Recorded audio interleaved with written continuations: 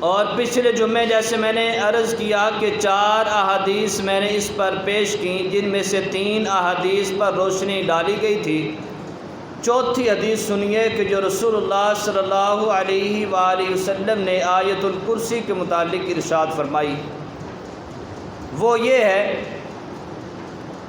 کہ امام الانبیاء صلی اللہ علیہ وآلہ وسلم ارشاد فرماتے ہیں کہ آیت الکرسی یہ قرآن کا چوتھائی حصہ ہے۔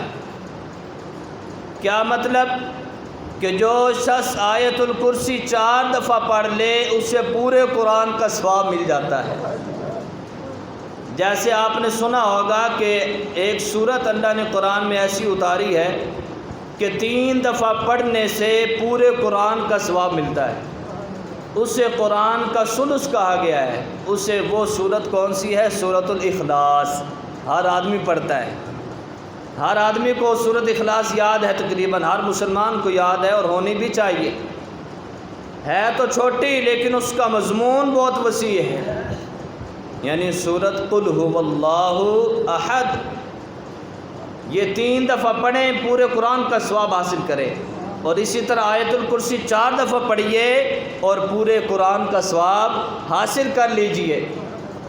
اس کا کوئی یہ مطلب نہ سمجھ لے کہ مجھے باقی قرآن پڑھنے کی ضرورت نہیں ہے، چلو آیت الکرسی پر اکتفا کر لو۔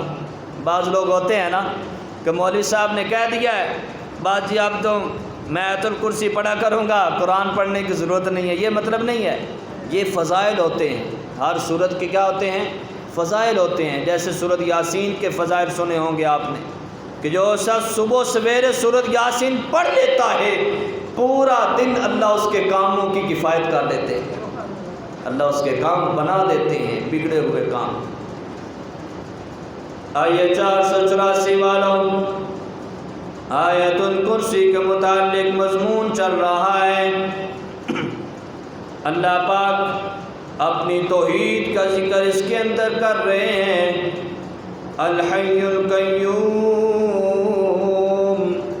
لا تأخذہ سنۃ ولا نوم، وہ اللہ ایسا حی ہے، ایسا قیوم ہے جو ہمیشہ سے ہے، ہمیشہ رہے گا، جو قائم ہے قائم رہے گا، زندہ ہے زندہ رہے گا، ہمیشہ سے زندہ ہے ہمیشہ زندہ رہے گا۔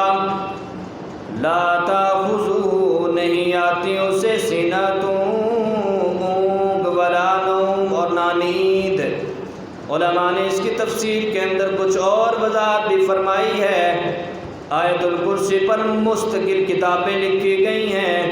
حضرت مولانا مسعود اظہر صاحب نے بھی آیت الکرسی پر ایک پوری کتاب تحریر فرمائی۔ اسی طرح ایک اور عالم دیوبند کے، انہوں نے بھی پوری آیت الکرسی پر ایک کتاب لکھ دی۔ آیت الکرسی کا مضمون مختصر نہ سمجھیے، یہ بہت وسیع ہے، کیونکہ قرآن کا ایک ایک حرف سمندر ہے۔ تو اس کی تفسیر کے اندر لکھا ہے کہ اللہ پاک اونگ سے پاک، نیند سے پاک۔ کیوں؟ اس لیے کہ اللہ پاک نے ساری مخلوقات کا نظام چلانا ہے۔